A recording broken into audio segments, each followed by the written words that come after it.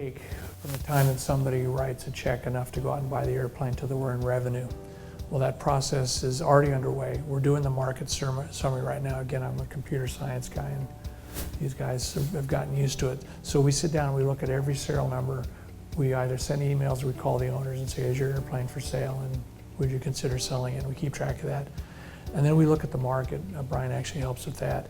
And we see how we compare, if we're getting pricing and stuff like that. Once we're out, ready to go out and actually start making acquisitions, we'll jump on United or whatever, Southwest, and we'll actually go out and we'll look at some of the candidate airplanes that we've got.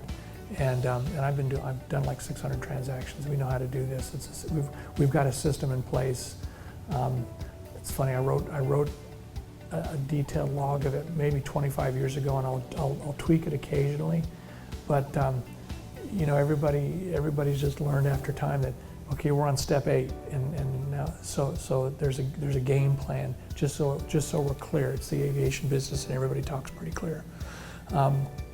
Get out some offer letters, and we'll lowball the snot out of them, buy them as best we can, and then we'll get into what's called a formal pre-buy.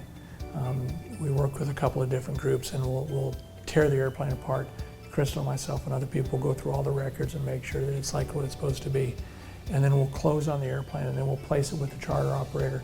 They've got to do a less detailed inspection of the aircraft for the FAA. It's called conformity, and that takes about 30 days as well.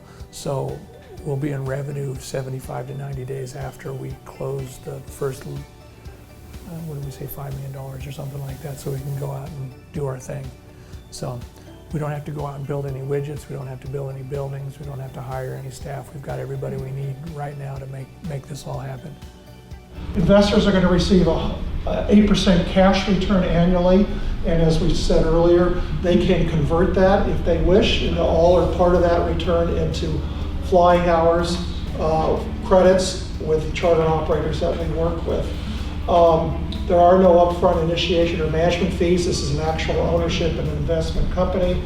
Also, depreciation may or may not be applicable to an investor. It's a function of the structure that is set up. We're a C Corp.